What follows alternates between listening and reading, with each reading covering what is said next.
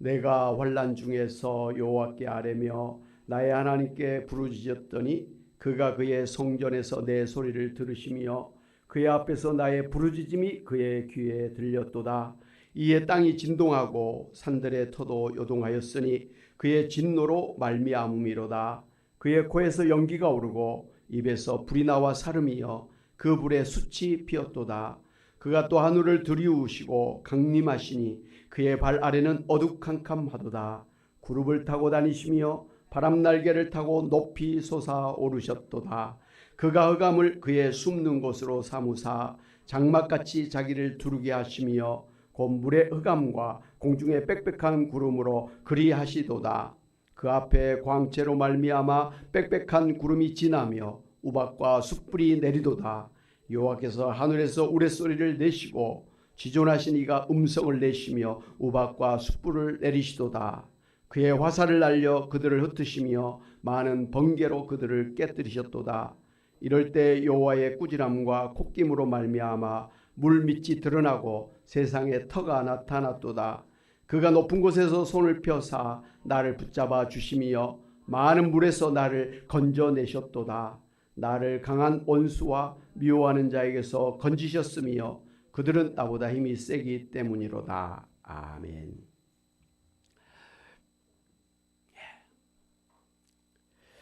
요즘 사람들이 무엇에다가 올인한다라는 말을 하지 않습니까? 이것은 어떤 일에 자신의 모든 것을 다 바친다, 집중 투자한다라는 그런 의미입니다.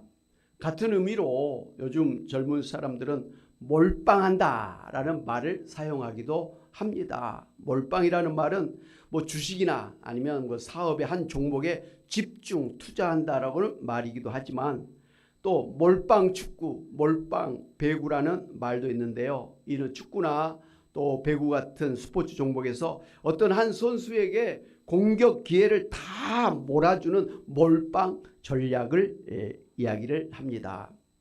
그러면 그 선수는 당연히 골 넣을 수 있는 기회가 많이 생겨서 그날의 MVP 선수가 되는 것이고 그 팀은 우승할 확률이 높아진다는 것이죠. 오늘 성경 말씀을 보면 하나님께서도 몰빵하신다라는 것을 볼 수가 있는데 하나님의 사람 다윗에게 하나님께서 모든 걸 다 몰아주셔서 올인하시고 몰빵하셔서 결국은 승리하게 하시는 것을 볼 수가 있습니다. 다윗은 어린 나이에 하나님으로부터 이스라엘의 차기 왕으로 내정되어서 기름 부음을 받았지만 10년 동안 사울 왕의 견제를 받아서 도망자의 신세가 되어서 죽을 고비를 많이 넘겼습니다. 오늘 이 시편 18편은 그러한 생명의 위기를 당하고 있던 다윗이 하나님 앞에 기도한 그런 내용입니다. 오늘 읽었던 말씀과 앞에 4절 5절에 보면 다윗은 사망의 줄이 나를 얽고 불의의 창수가 나를 두렵게 하였으며 수월의 줄이 나를 두르고 사망의 올무가 내게 이르렀다고 하면서 자신이 그 사울 왕의 군대의 추격을 당해서 계속해서 생명의 위기를 당하고 있다고 했습니다. 그런 환난 중에서 다윗이 하나님께 부르짖어서 기도하고 있는 것입니다. 먼저 다윗은 하나님이 자신의 힘이시요 자신의 모든 것이라고 고백하였습니다. 1절 2절 같이 한번 보도록 하겠습니다. 시작. 나의 힘이신 여호와여 내가 주를 사랑하나이다. 여호와는 나의 반석이시요 나의 요새시요 나를 건지신 이시요 나의 하나님이시요 내가 그 안에 피할 나의 바위시요 나의 방패시요 나의 구원의 뿌리시요 나의 산성이시로다. 다윗은 그 위기의 순간에서 뿐만 아니라 자신의 인생에서 하나님이 자신의 생명과 건강과 자신의 인생의 생사화복을 절대 주관하고 계시는 하나님이심을 믿었기 때문에 그가 이러한 생명의 위기를 당하였을 때도 마찬가지로 하나님이 자신의 힘이시고 모든 것이라고 하면서 그런 하나님을 사랑한다고 고백하고 있는 것입니다. 한마디로 다윗은 자신의 인생의 모든 것이 되신 하나님에게 자신의 또한 모든 것을 하나님에게 올인하고 있다. 자신도 하나님에게 몰빵하고 있다. 그렇게 고백을 하고 있는 것입니다. 그래서 다윗은 사망의 줄이 나를 얽고 불의의 창수가 나를 두렵게 하였을 때, 수월의 줄이 나를 두르고 사망의 올무가 이르렀을 때 하나님 앞에 나아가 부르짖어 기도하였더니 하나님이 나의 기도를 들으시고 역사하셨다고 간증을 하고 있는 것입니다. 할렐루야. 다윗이 이런 어려운 때에 생명의 위기를 당했을 때 하나님 앞에 나가서 부르짖어 기도할 때에 하나님이 어떻게 응답해 주셨습니까? 하나님께서 다윗의 그 기도에 어떻게 역사해 주셨습니까?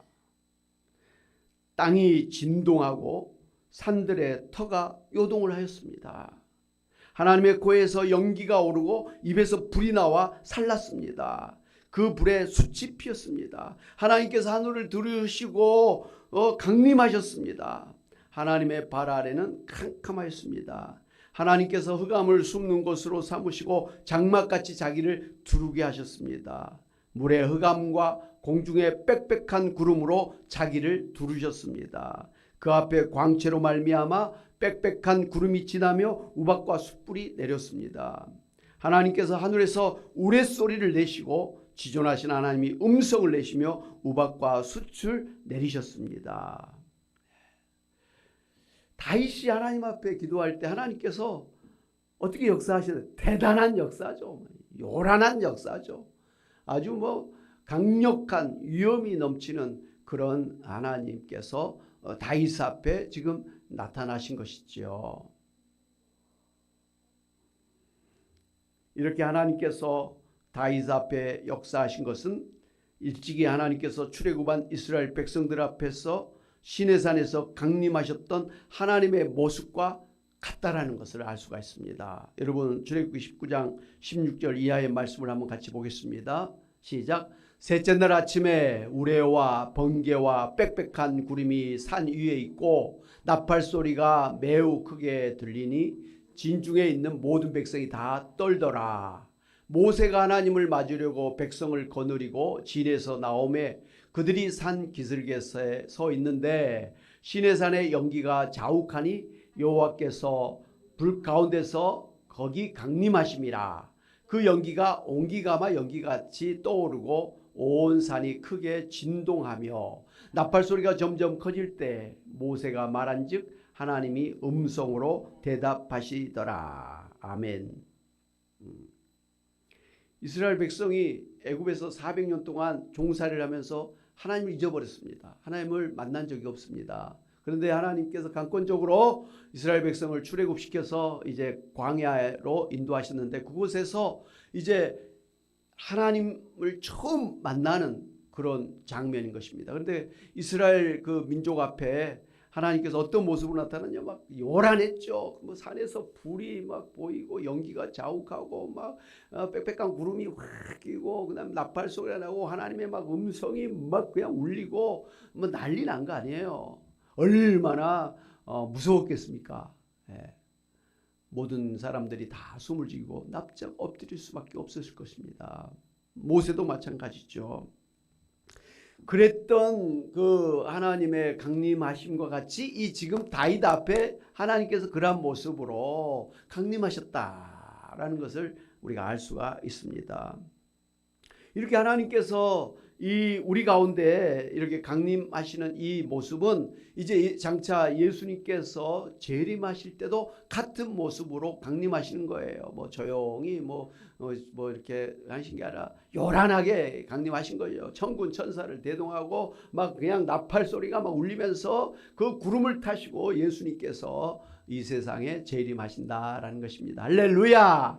우리가 지금 그 예수님의 재림을 기다리는 거예요. 그때는 죽은 자들이, 죽은 성도들이 부활한 몸으로 다시는 병들고 죽고 죽는 몸이 아니라 영광스러운 몸, 신령한 몸, 강한 몸, 영원한 몸으로 부활해서 살아있는 우리와 함께 만나게 될 것입니다. 물론 우리도 그 안에 죽으면 예수님 재림하실 때 마찬가지로 부활해서 그렇게 새로운 몸을 입고 살아나게 될 줄로 믿습니다. 그때는 우리 예수 믿는 사람들은 부활해서 새하늘 새 땅에 들어가는 순간이지만 예수 믿지 아니하는 모든 불신자들, 모든 사단 마귀의 모든 종들은 하나님의 심판을 받고 지옥 형벌에 떨어지게 될 것입니다. 어마어마한 그런 순간이 바로 예수님의 재림하시는 날이죠. 그때는 지금의 이 세상의 모든 그러한 살인과 미움과 다툼과 전쟁과 이 공에 이런 찌들어 있는 이런 것들이 다 사라지고 새하늘 새 땅, 정말 하나님께 처음 에덴 동산을 창조하신 것 같은 그러한 새로운 새하늘 새 땅이 우리에게 펼쳐지게 될 줄로 믿습니다. 아멘. 데살로니가 4장 16절에 주께서 호령과 천사장의 소리와 하나님의 나팔 소리로 친히 하늘로부터 강림하시리니 그리스도 안에서 죽은 자들이 먼저 일어나고 살아있는 우리도 변화되리라. 할렐루야. 성경은 분명하게 하나님께서 이스라엘 백성에게 강림하실 때도 그러한 구름 타오시고 나팔 소리와 함께 그렇게 웅장한 모습으로 그렇게 위험 있는 모습으로 그렇게 강림하셨고, 다윗 한 사람이 하나님 기도할 때도 그 대적들이 그 사울의 군사들이 막 계속 10년 동안 쫓아다니면서 얼마나 힘들었겠습니까?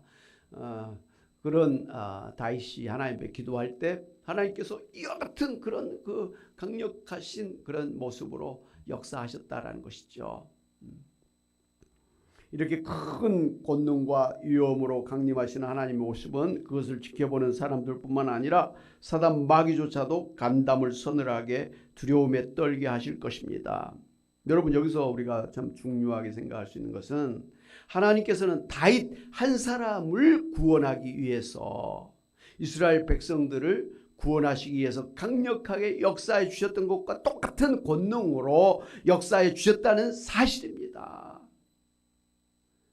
많은 이스라엘 백성 앞에서 하나님이 강림하셨던 그 모습으로 단 한 사람 다윗이 그 위기에 처해서 하나님을 찾을 때 하나님께서 그런 모습으로 마찬가지로 강림하셨다는 거예요. 한 사람을 대한 것이 많은 이스라엘 백성을 대한 것과 똑같이 역사해 주셨다는 거예요. 여러 사람을 만날 때는 크게 역사하시고 한 사람을 대하실 때는 시시하게 역사하시는 하나님이 아니라 한 사람일지라도 모든 이스라엘 백성들을 대하는 것 같이 그런 강력한 그런 능력과 힘으로 역사해 주셨다는 것을 우리가 알아야 되는 것입니다. 이렇게 강림하시는 하나님께서 화살을 날려서 다윗의 원수들을 흩어주시고 많은 번개로 그들을 깨뜨려 주셨습니다. 이럴 때 하나님의 그 꾸지람과 콧김으로 말미암아 물밑이 드러나고 세상에 터가 나타났습니다. 하나님께서 높은 곳에서 손을 펴사 다윗을 붙잡아 주셔서 많은 물에서 건져내 주셨습니다. 다윗을 강한 원수와 미워하는 자에게서 건져 주셨습니다. 구원해 주셨습니다. 높여 주셨습니다. 할렐루야. 그러니까 하나님께서 그 강력한 모습으로 강림하시는 것은 이 다윗을 그 위기에서 건져주시기 위해서 구원하시기 위해서 하신 일이지 그냥 하나님께서 무슨 하나님을 자랑하려고 그렇게 하신 건 아니라는 거죠. 한 사람 다윗의 그 기도에 응답하시기 위해서 하나님께서 이렇게 강력한 모습으로 강림하셨다라는 것입니다. 다윗의 이 생애를 돌이켜볼 때 하나님께서 다윗을 하나님의 사람으로 세우시기 위해서 하나님의 모든 것을 올인해서 몰빵하여 주셨다고 하는 사실을 알 수가 있습니다. 어린 목동 출신 다윗을 선택해서 어린 나이에 사무엘 선지자를 보내서 기름을 부어서 자기 이스라엘 왕으로 내정하신 하나님께서 다윗을 이 블레셋의 골리앗 장군을 쓰러뜨리게 하셨고 10년 동안 사울 왕의 군사들에게 추격을 당해서 광야에서 도피 생활을 하는 동안에 하나님께서 그를 지켜주시고 마침내 다윗을 이스라엘의 2대 왕으로 등극하게 하시고 다윗을 통해서 이스라엘을 최강의 나라로 세우게 하셨습니다. 그리고 그가 우리아의 아내 밧세바와의 죄를 지었을 때 회개하게 하시고 용서해 주시고 그 사이에 태어난 아들을 후계자로 세우게 하시고 하나님의 성전을 지을 수 있는 모든 것을 준비하게 하시고 아들 솔로몬 때에 성전을 세우게 하시고 다윗의 후손이 이스라엘의 왕위를 계속해서 계승하게 하시고 결국 그 다윗 왕의 가문에서 후손에서 구세주 예수님이 태어나도록 역사해 주신 것입니다. 할렐루야.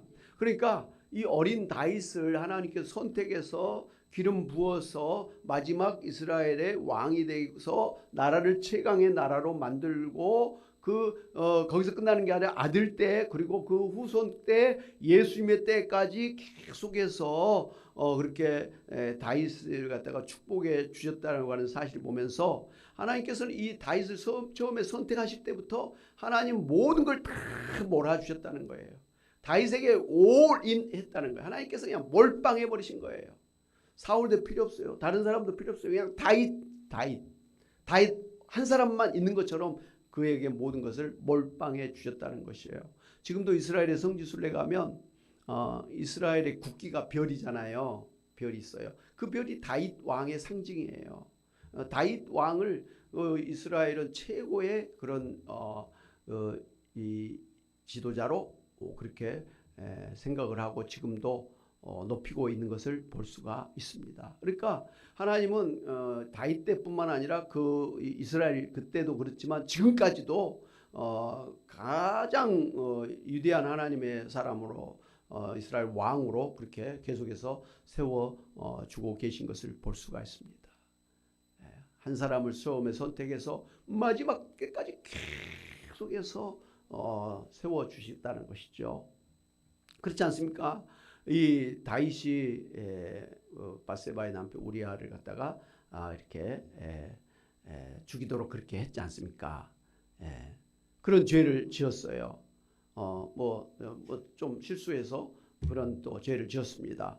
그럼에도 불구하고 하나님께서는 이 다윗을 버리지 않으시고 오히려 그걸 통해서 다윗을 더 회개하게 하시고 더 하나님 앞에 바르게 살 수 있는 그런 변화의 기회로 만들어 주셨다는 것이, 그리고 더 크게 위대하게 하나님의 사람으로 살 수 있도록 축복을 해 주셨다는 것입니다. 이러한 하나님의 그 몰빵하심은 그 성경의 그 하나님의 사람들에게서 그대로 나타난 것을 우리가 볼 수가 있습니다. 첫째로 그 모세를 불러 주셨는데요. 모세를 부르시기 위해서 시내산 꼭대기에 불타는 나무를 통해서 모세로 하여금 호기심을 가지고 산으로 올라오게 하셨지요. 그리고 그 산에서 하나님께서 모세를 만나 주셨고 이스라엘 백성을 출애굽하는 사명을 주시고 나이 들어서 힘이 없다고, 그리고 애굽 바로 왕에게 살인자 수배를 받고 있다고, 그리고 자신이 말이 어눌한 사람이라고 하면서 애굽 바로 왕에게 나가서 이스라엘 백성들을 갖다가 해방시키라고 말을 할 수가 없다고 두려워하고 있는 그런 모세에게 하나님께서 어떻게 하셨습니까? 모세가 들고 있는 그 손에 지팡이를 갖다가 이렇게 뱀이 되게 하시고, 다시 집으니까 또 지팡이가 되게 하시고, 모세의 손을 이렇게 꺼내니까 문둥병이 생기고, 다시 집어넣으니까 깨끗하게 되어지고, 뭐 그런 그 역사를 이렇게 하시면서 두려워하지 말라. 내가 너와 함께 할 것이다. 그리고 너가 말을 못한다 그러니 내가 너 형 아론과 호를 갖다가 너에게 붙여줄 테니까 너 말 못한다고 그렇게 하지를 말라. 그러면서 나는 이제 80이 넘은 노인이어서 나는 뭐 어떻게 할 수가 없습니다. 걱정하지 말라 하시면서 그 지팡이 하나를 가지고도 그런 능력을 나타내시겠다고 그렇게 말씀하신 거예요. 그래 나이 많다고 나는 말을 못한다고, 나는 이래서 저래서 나는 못한다고 하는 모세를 하나님께서 그냥 강력하게 붙잡으셔서 결국은 애굽 바로 왕에게 보내가지고 이스라엘 백성들을 출애굽시키게 하신 거 아닙니까? 그것도 10가지 재앙을 갖다가 단계적으로 점진적으로 그렇게 행사하게 하심으로 이 애굽 바로 왕이 그냥 두 손을 들고 그냥 막 빨리 이스라엘 백성이 빨리 떠나라, 제발 너희가 떠나야 우리가 이런 저주에서 벗어날 수 있겠다 그래가지고 막 금과 은과 그들이 필요하다고 하는 음식과 양식을 막 주면서 또 들판에 가서 하나님 앞에 제사를 드려야 된다 그러니까 막 그 제물 양이나 막 이런 걸 막 주면서 제발 빨리 나가라, 제발 빨리 나가라 그러면서 그렇게 해방시켰던 것 아니겠습니까? 하나님께서 나는 힘이 없어요, 나는 능력이 없어요, 이런 모세에게 처음 말씀하신 대로 강력한 능력으로 역사해 주셔가지고 애굽의 당시에 애굽 왕은 최고의 강대국이잖아요. 그런 나라의 왕과 그 사람들이 그냥 막 이스라엘 백성들을 제발 빨리 우리나라에서 나가달라 이렇게 사정할 정도로 그렇게 하나님께서 높여 주셨다는 걸 볼 수가 있습니다.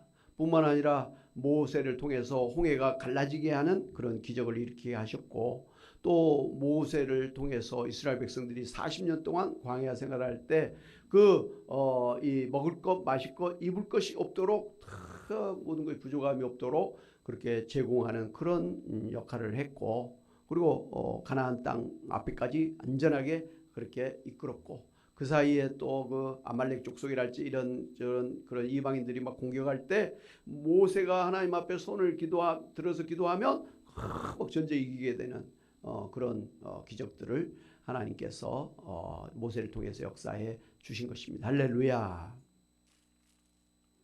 그러니까 이 모세를 하나님께서 부르셨을 때 모세가 자기는 힘도 없고 뭐 나이도 많고 뭐 이렇게 불가능하다고 생각함에도 불구하고 하나님은 모세에게 그냥 다 몰아주신 거예요. 능력도 뭐 사람도 붙여주시고 모든 것도 다 몰아주셔서 한마디로 그냥 몰빵을 해가지고 모세로 하여금 하나님의 그 일을 할 수 있도록 그렇게 해주신 것입니다. 할렐루야. 또 성경에 보면 이 엘리야 선지자가 있지 않습니까? 엘리야 선지자가 갈멜산 정상에서 기도할 때 무슨 일이 일어났습니까? 하늘에서 막 불이 확 임해가지고 그 산 꼭대기에 쌓아놓은 제물과 제단을 불로 확 살았지 않습니까? 반면에 이 바알 신도 제사장과 아세라 목상신 제사장 850명은 막 자기 몸을 긁고 막 자해를 하고 자학을 하면서 뭐 바알 신이여 아세라 신이시여 해도 아무런 일이 일어나지 않았지만, 이 엘리야 선지자가 하나님 앞에 부르짖어 기도할 때 하나님께서 그냥 불로 역사해 주셔서 하나님이 살아계신 하나님이시다라는 것을 보여주셨다라는 것이죠. 뿐만 아니라 3년 6개월 동안 비가 오지 않아서 그냥 가뭄으로 힘들어하는 그런 이스라엘 땅에 그 왕과 그 백성들이 다 지켜보는 가운데 그 갈멜산 꼭대기에서 이 엘리야 선지자가 머리를 땅에 숙여서 그렇게 간절하게 기도를 했습니다. 7번 기도했을 때 어떤 일이 났습니까? 저 지중해 쪽에서 손바닥만한 검은 구름이 떠오르기 시작을 하면서 확 먹구름이 올려면서 큰 비가 내리게 되었습니다. 그때 이 엘리야 선지자가 이 왕 앞에 왕의 쌍두마차 앞에 달리면서 하나님 살아계신 하나님을 찬양하면서 막 외치면서 신나게 내려갔다는 것 아닙니까? 할렐루야. 그랬던 이 엘리야 선지자임에도 불구하고 이 이세벨 왕후가 자기가 섬기는 바알신 제사장과 또 아세라 목상신 제사장들을 다 죽이고 막 산당을 없애고, 그러니까 화가 난 거예요. 내가 저 엘리야를 죽이기 전까지 내가 밥을 안 먹으리라 뭐 이렇게 하면서 반드시 저 엘리야를 죽이겠다라고 막 그렇게 선포를 했어요. 그 말을 들었던 엘리야가 그냥 도망을 갑니다. 광야로 나아가서 멀리 떨어진 광야로 나가서 거기에 뭐 로뎀나무 한 나무가 있는데 거기 나무 그늘에 이렇게 누워가지고 허탈했던 것 같아요. 자기가 그런 큰 일을 했는데도 그렇게 막 죽을 일이 생기니까 갑자기 허탈해졌던 것 같아요. 허무해졌던 것 같아요.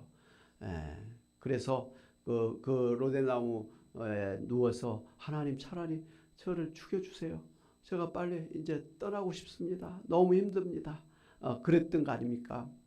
그렇게 낙심하고 절망하고 번아웃되어 있는 이 엘리야 선지자에게 하나님께서 하나님의 사자를 보내주셔가지고 깨웁니다. 엘리야야, 일어나서 이 물을 마시고 이 떡을 먹어라. 먹었어요. 마셨어요. 근데 또 골아 떨어졌어요. 피곤해 떨어졌어요. 또 깨워가지고 엘리야야, 이 물을 먹고 이 떡을 먹어라 하면서 또 먹이고 마시우게. 그랬더니 엘리야 선지자가 힘이 나가가지고 나서 40일 40야를 계속해서 뛰고 달려서 하나님의 산 호렙산에 가서 하나님 앞에 이제 남은 사명을 받는, 그리고 결국은 또 엘리사 선지자에게 자기의 사명을 또 인수인계하면서 이 하나님의 보내신 불병거를 타고 하늘로 승천하는 것으로 마무리하는 것을 볼 수가 있습니다. 할렐루야. 한 사람 엘리야를 하나님께서 부르셨는데 그 시작부터 끝까지 보면 정말 오직 엘리야 한 사람만 있는 것처럼 하나님 올인하신 것을 볼 수가 있습니다. 그에게 필요할 때, 그가 기도할 때 막 불로 물로 역사를 해주시고 모든 대적들을 물리쳐 주시고, 또 그가 힘들어 낙심하고 절망할 때 하나님께서 그냥 다시 힘을 주시고 회복시켜 주셔서 다시 일어나 뛰고 달리게 하시는 그런 은혜, 마지막에 정말 죽음을 보지 않고 천국으로 승천하기까지 하시는 그런 기가 막힌 은혜를 누리게 해주셨다는 것입니다. 이게 바로 하나님께서 한 사람 엘리야에게 베풀어 주신 그런 역사하심이라는 것이죠. 할렐루야. 예수님께서 12 제자를 불러주셨지 않습니까? 그 제자들 면면을 볼 때 그렇게 유별난 사람들이 아니었어요. 뭐 신앙이 좋고 뭐 다 인물이 좋고 뭘 많이 배우고 그런 사람들이 아니었습니다. 근데 그런 12명의 제자들을 뽑기 위해서 예수님께서 밤새 그렇게 그 기도를 하신 다음에 제자들을 뽑으셨습니다. 그리고 3년 동안 제자들과 함께 동고동락하시면서 훈련을 시켜주시고 예수님처럼 귀신을 쫓아내고 병든 자를 고쳐주고 심지어 죽은 자를 살리는 그런 능력을 주시고, 마지막에 예수님을 배반하고 다 도망갔을 때임에도 불구하고 예수님은 부활하신 이후에 제자들을 다시 찾아가셔서 다시 불러주시고 마지막에 다시 예수님의 사도로 불러서 정말 귀한 이제 하나님 나라의 기둥이 되게 하신 것을 볼 수가 있습니다. 할렐루야. 특별히 그 기독교인들을 잡아다가 죽이는 일이 앞장섰던 사울을 찾아오셔서 기적적으로 사도로 삼으시고 이방인 선교사로 세워주시고 초대교회를 세우게 하시고 또 신약성경의 절반에 해당되는 13권의 신약성경을 기록하게 하실 정도로 귀하게 사용해 주신 것을 볼 수가 있습니다. 할렐루야. 하나님께서 바로 하나님의 사람들을 부르시고 세우시며 때는 그들에게 필요한 모든 것을 예수님과 같은 그런 권능으로 그렇게 행하게 하셨을 뿐만 아니라 그들이 잘못했을 때도 하나님은 버리지 아니하시고 그들을 다시 세우셔서 끝까지 하나님의 그 뜻을 사명을 감당하게 하신 것을 볼 수가 있습니다. 하나님께서는 이 제자들, 예수님께서도 이 제자들에게 올인하신 거죠. 뭐 많은 사람도 아니죠. 딱 12명에다가 올인해 버리신 거예요. 몰빵해 주신 것이죠. 사랑하는 여러분, 하나님께서 이스라엘 백성들을 만나셨을 때 그 위험 있는 그 권능의 모습으로 역사를 해주셔서 하나님이 살아계신 하나님이시라는 것, 하나님이 우리를 해방시키시는 하나님, 하나님이 우리를 살리시고 축복하시는 하나님이시라는 것, 그 모든 것이 아브라함에게 약속하시는 그 약속을, 언약을 이루시는 하나님의 모습인 것을 깨닫게 하셨던 것처럼, 그리고 다윗이 어려움을 당할 때 하나님 앞에 기도할 때 하나님께서 똑같은 모습으로 강력한 모습으로 능력으로 이렇게 역사해 주셔서 다윗을 구원해 주시고 또 다윗을 이스라엘의 최고의 왕으로 삼아 주셨던 것처럼 오늘 우리들에게도 똑같은 모습으로 우리를 선택을 하시고 우리를 세워주시고 우리를 끝까지 붙들어 주셔서 하나님의 나라 천국에 임하게 하실 줄 믿으시기를 바랍니다. 여러분 그렇지 않습니까? 우리는 우리 자신을 되게 시시하게 생각하지 않습니까? 자기를 되게 시시하게 생각하지만 성경을 자세히 보면 우리가 어떤 존재입니까? 에베소서 1장에 보니까 우리를 만세전에 창세전에 이미 우리를 하나님의 사람으로 천국 백성으로 예정하셨다, 작정하셨다, 선택하셨다라는 거예요. 창세전에 말이죠. 우리를 그렇게 특별한 사람으로 선택을 해서 작정을 하시고 예정하셔서 하나님께서 우리로 예수 믿게 하시고 이처럼 지금 신앙생활하게 하신 거예요. 오늘 이렇게 예수를 믿고 구원받게 하실 뿐만 아니라 우리가 이 세상에 살아있는 동안 계속해서 하나님 말씀으로 우리를 이끌어 주시고 우리로 하여금 기도하게 하실 때 능력으로 역사해 주시고 또 우리가 믿음으로 하나님을 섬기고 또 뭐 헌신하고 이런 것을 귀하게 생각하셔서 이 세상에서 100배로 복을 해 주시고 내 때문에 자녀 3, 4대 1위까지 복이 되게 하시고 또 천국의 상급을 쌓게 하시니 얼마나 우리를 크게 축복하시는가 하는 것을 알 수가 있습니다. 우리가 다윗처럼 예수님의 제자들처럼 또 어떨 때는 실수하고 하나님 앞에 죄를 지을 때도 있어요. 그럼에도 불구하고 우리를 절대로 버리지 아니하시고 포기하지 아니하시고 우리를 끝까지 붙들어 주셔서 우리 다시 새롭게 하셔서 오히려 더 하나님 앞에 영광 돌리는 믿음의 삶을 살게 하시고 약속하신 대로 부활하게 하시고 새하늘 새 땅의 천국에서 영원히 살게 하실 줄로 믿습니다. 하나님은 다윗, 모세, 아브라함 뭐 이런 특별한 사람들에게만 올인하신 게 아니라 오늘 여러분 한 사람도 마치 다른 사람은 다 안 보인 것처럼 하나님께서 여러분 한 사람을 집중하시고 여러분의 형편을 아시고 여러분의 그 기도를 들으시고 강력하게 역사해 주시는 하나님이심을 믿으시기를 바랍니다. 꼭 저 목사님에게만 하나님께서 그렇게 역사해 주신 게 아니에요. 우리 지금 대한민국의 훌륭했던 목사님들 그분들에게만 그렇게 역사하신 게 아니에요. 오늘 그 목사님들이든 오늘 우리 예수 믿는 우리 자신 내 자신일지라도 똑같은 모습으로 강력한 그런 모습으로 역사해 주시고 우리 힘들고 어려워서 하나님의 도움을 구하고 기도할 때 하나님께서는 그 소리를 들으시고 역사해 주시는 것입니다. 기적을 베풀어 주시는 것입니다. 죽을 자를 살려 주시는 것입니다. 치료해 주시고 새 힘을 주시고 일어나 뛰고 달리도록 그래서 많은 열매를 맺도록 역사해 주신다는 걸 믿으시기를 바랍니다. 오늘 꼭 믿음이 막 좋은 사람만 그게 아니에요. 오늘 처음 예수를 믿는 사람이라도 어린아이일지라도 예수를 믿으면 하나님께서 그런 모습으로 똑같은 모습으로 역사해 주신다는 것입니다. 그러므로 오늘 나는 힘이 없고 나는 가진 게 없고 내 형편은 어렵고 뭐 이렇게 해서 포기하고 좌절하고 낙심하고 그렇게 절망에 빠져 있을 일이 아니라는 것입니다. 나는 약해도 나와 함께 하시는 주님께서는 얼마든지 능력으로 역사하시기 때문에 내가 승리할 수 있게 되는 것입니다. 오늘 시편 18편 1절 이 다윗의 최고의 고백이잖아요. 나의 힘이신 여호와여 내가 여호와를 사랑하나이다. 예수 믿는 사람들의 그 묘의 비문에 제일 많이 쓰는 그 성구 중에 하나가 나의 힘이신 여호와여 내가 주님을 사랑합니다. 그거잖아요. 바로 이 다윗의 고백이었어요. 오늘 다윗의 고백이 오늘 여러분의 고백이 되시기를 바랍니다. 나의 힘이신 여호와 하나님께서 나를 능력으로 붙들어 주시고 끝까지 인도해 주실 줄로 믿습니다. 승리하게 하실 줄로 믿습니다. 잘되게 하실 줄로 믿습니다. 나 때문에 자녀 손들 3, 4대까지 잘되게 하실 줄로 믿습니다. 이전보다 훨씬 더 많은 그런 신앙의 열매를 맺게 하실 줄로 믿습니다. 잘되게 하실 줄로 믿습니다. 이 하나님에 대한 그런 믿음을 가지시고 남은 인생도 승리하시면서 사시기를 주님의 이름으로 축원합니다. 아멘. 우리 말씀을 생각하면서 우리 찬양 한 장 같이 하시죠. 복음송가 하나님은 너를 지키시는 자.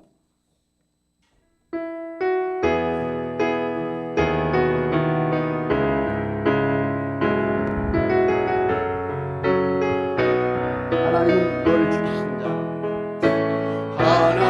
하나님은 너를 지키시는 자. 너의 우편에 그늘 대시니 낮에 해와 밤에 나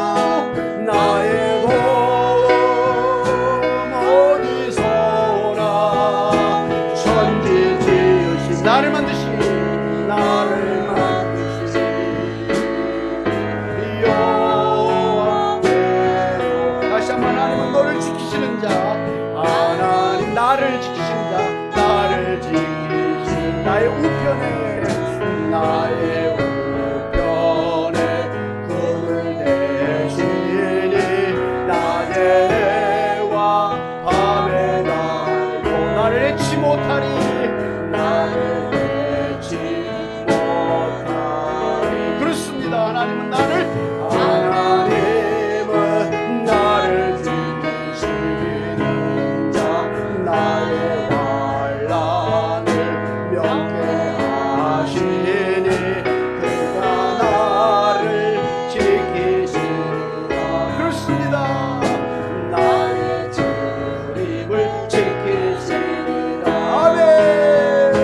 눈을 들어 산을 보아라. 나의 도움 어디서나 천지 지으시니 나를 만드시니 여호와께로 눈을 들어 산을 보아라. 눈을 들어 산을 보아 나의 도움 어디서나 천지 지으시니 나를 만드시니